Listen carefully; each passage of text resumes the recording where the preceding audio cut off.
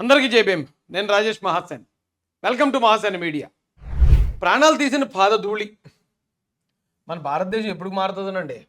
ప్రాణాలు తీసిన పాదధూళి. భోలే బాబా పాదధూళి సేకరించే క్రమంలో తొక్కిసలాట. 116 మంది చచ్చిపోయారంటండి. 116. ఏంటంట ఇంతకీ విషయం? అక్కడ భోలే బాబా ఉన్నాడట.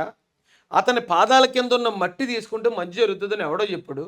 ఆ ధూళి కోసం ఎగబడి ఒకడినొకడు తొక్కుని 116 మంది చచ్చిపోయారు. ఎందుకు ఆ ధూళి ఎందుకు?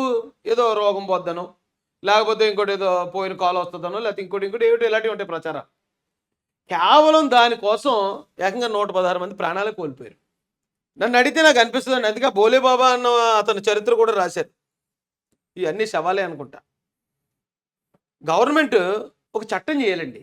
ఇలా ఎవడైనా బాబాగా లేకపోతే ఒక పాస్టర్గా దేవుణ్ణి అడ్డు పెట్టుకుని ఎవడన్నా వచ్చి నేను పలానా రోగం నయం చేసేస్తాను, నేను ఓం బోం బుష్ అంటే నయమైపోద్ది, లేదా నేను ప్రార్థన చేస్తే నయమైపోద్ది అన్నాడు అనుకోండి. ఫస్ట్ ఆయన ఎక్కడికైనా ఒక ల్యాబ్కి తీసుకెళ్ళి ఫస్ట్ ఒక రోగిని చూపించి ఫస్ట్ నయం చేయమనాలి. నయం చేసాడు అనుకోండి, అప్పుడు గవర్నమెంట్ ఒక సర్టిఫికేట్ ఇవ్వాలి. ఇతను సర్టిఫైడ్ హీలర్, ఇతను ప్రార్థన చేస్తే లేదా ఇతను పూజ చేస్తే రోగాలు నయం అవుతాయి అని ఎంబీబీఎస్ డాక్టర్కి ఎంబీబీఎస్ చదివిన తర్వాత సర్టిఫికేట్ ఇస్తారు కదా, అలా వీళ్ళకి కూడా సర్టిఫికేట్ ఇవ్వాలి. అప్పుడు ఆ సర్టిఫికేట్ పట్టుకుని వాళ్ళు ప్రాక్టీస్ చేసుకోవచ్చు. వాళ్ళకి నచ్చిన దేవుడి పేరు చెప్పుకుని ఆ దేవుడి పేరుతో ఇగో పలానా ఇక ఇది తగ్గిపోద్దు అది తగ్గిపోద్దు చేసుకోవచ్చు. ఇప్పుడు ఎవడన్నా ఒకడు నకిలీ డాక్టర్లు ఉంటారు. నిజంగా ఎంబీబీఎస్ చదవకుండా నేను ఎంబీబీఎస్ డాక్టర్నని బోర్డు పెట్టుకుని వైద్యం చేస్తున్నాను అనుకోండి, ఏం చేస్తారండి పోలీసులు? బొక్కలో దోసి భోగిపని చేస్తారు కదా. ఎందుకంటే రాంగ్ వైద్యం చేస్తే జనాలు చచ్చిపోతారా బాబు అని. మరి ఎందుకండి వీళ్ళు వదిలేస్తారు ఎందుకు? ఈ బాబాల్ని లేదా కొద్దిమంది మేము ఇవన్నీ నయం చేసేస్తామని పాస్టర్లని. దీని మీద చట్టం చేయాలండి. చట్టం చేసి ఒక లేదు నిజంగా నా దగ్గర పవర్ ఉంది అనుకోండి, ఓకే, దేవుడు శక్తిని నేనేమి కించపరచట్లే, తక్కువ అంచనా వేయట్లేదు. నిజంగా శక్తి ఉంది. ఆ శక్తి ఉంటే హాస్పిటల్లో చాలామంది పాపం డబ్బులు ఖర్చు పెట్టలేక ఆ మందులు కొనుక్కోలేక చాలా దీనావస్థలు ఉంటున్నారు.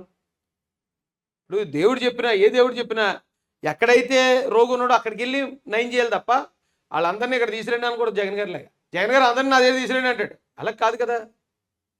కొద్దిమంది పాస్టర్లు కూడా చెప్తున్నానండి. నేను చాలామంది పాస్టర్లు మీటింగ్ పెట్టి ఆ మీటింగ్లో ఎక్కువ మంది జనాన్ని గ్యాదర్ చేసి వాళ్ళ ముందు ఒకరిని నయం చేస్తారు ఒక రోగాన్ని.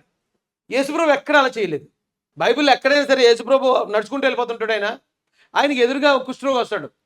నాకు ఇలా నయం చేయదండ్రి అని అడుగుతాడు. నమ్మకం ఉందా అంటాడు. నమ్మకం ఉంది. ఎస్, నువ్వు నయం అయిపోయావు అంటే కుష్ఠరోగం తగ్గిపోతుంది.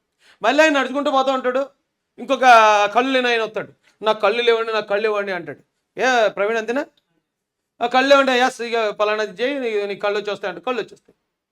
అలాగే రోగులు ఎక్కడున్నారో అక్కడికి దేవుడు వెళ్ళాడు తప్ప రోగులందరినీ నేను ఇక్కడ మంచి మీటింగ్ పెడతాను, జనాలందరినీ కూడా రప్పిస్తాను, వాళ్ళందరూ చూస్తుండగా అప్పుడు తీసుకురండి, అప్పుడు నయం చేస్తాడు, వాళ్ళందరూ ఏళ్ళ గోళ్ళెత్తారని ఏ రోజు అనలేదు. కానీ ఏంటండి మూఢనమ్మకాలు ఇంకా మన దేశాన్ని ఇలా పట్టి పీడిస్తున్నాయి. 116 మంది చచ్చిపోయాడు. అందులో తల్లి ఉంటుంది, చెల్లి ఉంటుంది, అన్న ఉంటాడు, తమ్ముడు ఉంటాడు, కొడుకు ఉంటాడు, కూతురు ఉంటుంది. ఎక్కడి నుంచి తీసుకోగలుగుతారు వాళ్ళు? ఇంత మూఢనమ్మకాలు డెవలప్ చేస్తారండి. మరి రాజకీయ నాయకులు దీని మీద ఎందుకు చట్టం చేయరు నాకు అర్థం కాదు. అంత డైరెక్ట్గానే నేను రోగాలు నయం చేస్తాను, నేను ప్రార్థన చేస్తే నయమైపోతాను, నేను పూజ చేస్తే నయమైపోతాను, నేను భస్మం చేస్తే నయమైపోద్దని డైరెక్ట్గా అంతమంది ప్రజలను మోసం చేస్తూ ఉంటే ఆ మోసాలు అసలు ప్రభుత్వాల కళ్ళకి ఎందుకు కనపడవండి? వాళ్ళని ఎందుకు టెస్ట్ చేయరు?